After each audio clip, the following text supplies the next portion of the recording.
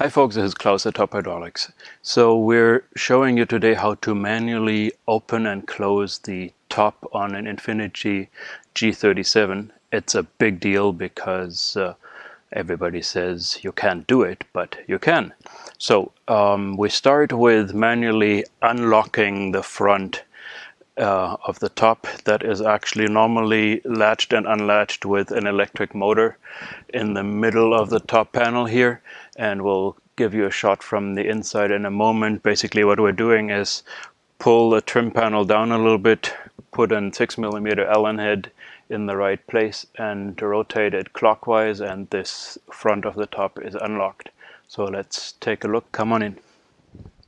Here we are inside. Here is your top's headliner. Here is the headliner front trim piece. We have already pulled it down to show you what kind of tabs there are in here. There are just tabs going straight up into these holes in the top. 1, 2, 3, 4, 5 tabs that you need to pull down hard on. It'll make noise, you'll think it's broken, but this trim piece is amazingly flexible.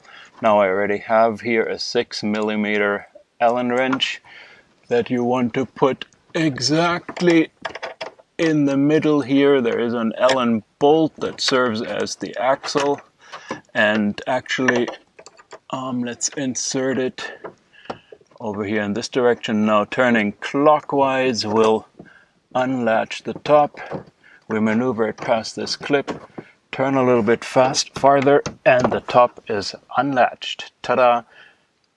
Conversely, to latch it later on, you want to turn your Allen wrench the other way, turning counterclockwise will latch the top. It's as simple as that. Then you take your Allen wrench out and push the tabs back into place, and everything is back the way it's supposed to be. Okay, so here's part 2 of manually opening the G37 top. That is, we have just removed the parcel shelf. The parcel shelf, as you know, is the thing between the trunk and the cabin, and it is fastened inside. You access it from the trunk, of course, with 6 bolts. That is 3 bolts on each side. That is 10mm hex head bolts on the inside and a hex nut on the outside. You remove those bolts and nuts and you can pull the parcel shelf right out. Then the next step is the motor that flips the parcel shelf up and down, meaning rotates it, has a linkage on it that has a single T30 Torx head bolt. We remove that bolt. We'll show you a still shot in a moment of where that bolt goes next to the parcel shelf motor. Take that bolt out and you can, the linkage to the parcel shelf here, you can move that up by hand manually, and that clears the path for the top to be retracted. So still shot of this bolt next.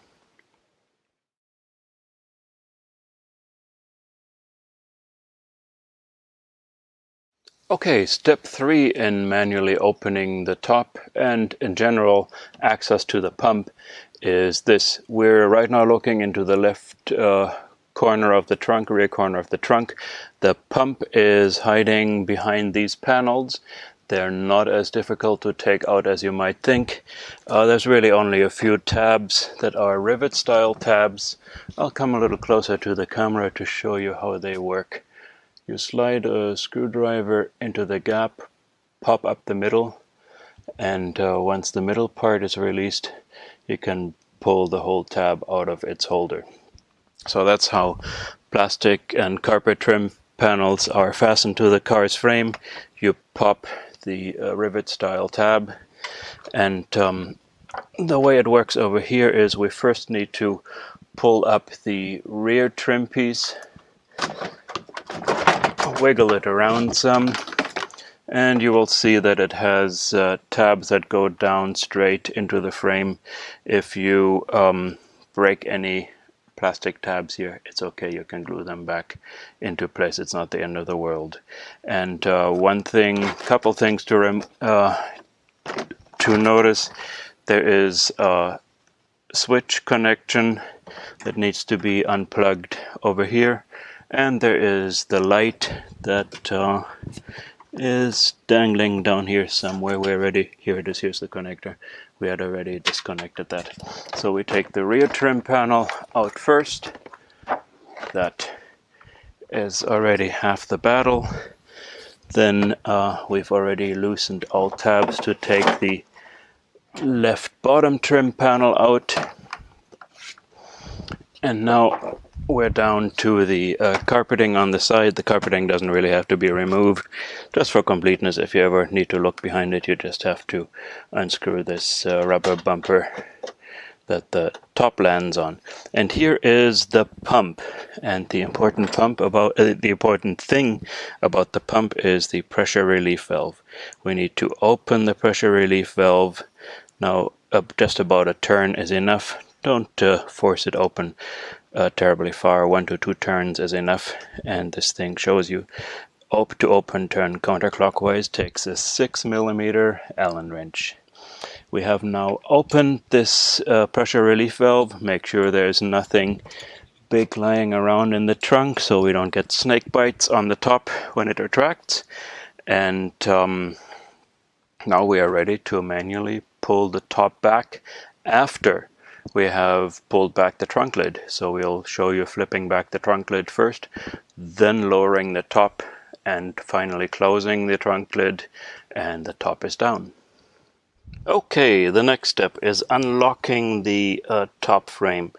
We have here a yellow wire that we strung around the ball end of the locking cylinder up there in the top frame. So here's the ball end. We would have strung the wire around here, and instead of following the service manual that puts you through all kinds of machinations, we just strung a wire on that ball end, and we pull to extend the shaft on the cylinder to do exactly what the cylinder would do to unlock the frame. So we just pull and pull, and there we go. This is fully extended. It's not that hard. Ta-da! The right side is unlocked. We'll do the same thing on the left side. Next step, we want to manipulate the linkage of the trunk lid such that we can flip it backward. We're in the right rear corner of the trunk. Follow the tail light to its forward corner. Down here you can put a wrench onto a piece of linkage. You can actually push it by hand, but this illustrates it a little bit better. We push this linkage forward all the way, and that will allow us to now flip the trunk lid up. Of course, we have to do the same thing on the other side. Okay, so we have flipped back the trunk lid, and you will notice that this mechanism in the trunk lid has folded open a little bit. And one more step to get this to lock back together so that the trunk lid can be coming down to like 6 inches from the rear bumper is you will notice there is one loose piece here that has a spring attached to it. That spring hooks back onto a pin in this frame. That's pretty obvious where the spring goes. There's only one place where it can go. And now we want to turn this linkage around over the dead spot such that the spring is tight. Watch out, don't pinch your fingers. It's fairly safe, but obviously you want to be cautious here. We have moved this linkage past the dead spot. The spring is holding it open. We've done the same on the other side. Now we push the frame back together until it's fully together like this. And now the exciting part is, don't try to move it slowly, just put your finger on the bottom here, and whoops, I had my finger in the wrong spot. So I'll show you one more time how to do it right so you don't get pinched. Instead of pushing down here where you would get hit by the upper part flipping around, we will do this, and the frame is locked together. Bang! Okay, just one more thing before we finally manually retract the top. We're looking at the left rear corner of the trunk lid here. Here you recognize the tail light, and here is the carpeted trim in the trunk lid. We've already removed one rivet style tab. I'll take another one out for you. Oops. Stick the screwdriver in here, pull the middle part, and the whole tab comes out. After you've removed a couple tabs here, you can fold this forward, and you'll see the wires that go to the electric motor here. The electric motor for the flipper.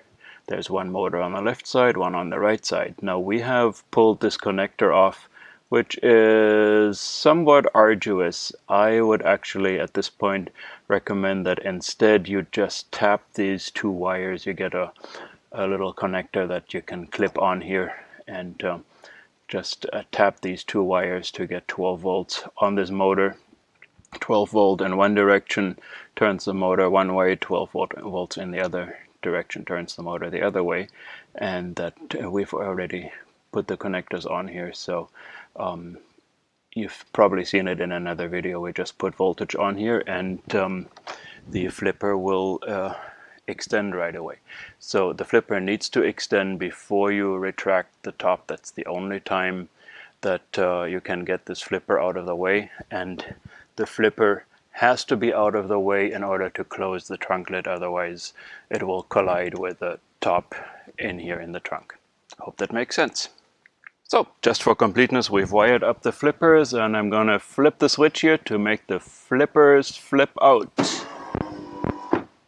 There they go, flippers are extended. Ta-da! So, now we're ready to flip the top back. Takes two people. We want to push up a little bit and move this carefully. We watch out that the ends that we just took the parcel shelf off of don't get caught anywhere. So easy does it. We move slowly. Everything is going well here. We let the top slowly sink down, and the top is down. Next, we could retract these guys again and attach the T30 Torx bolt, and then we would just close the trunk lid, and the top is down and stowed away. Yahoo!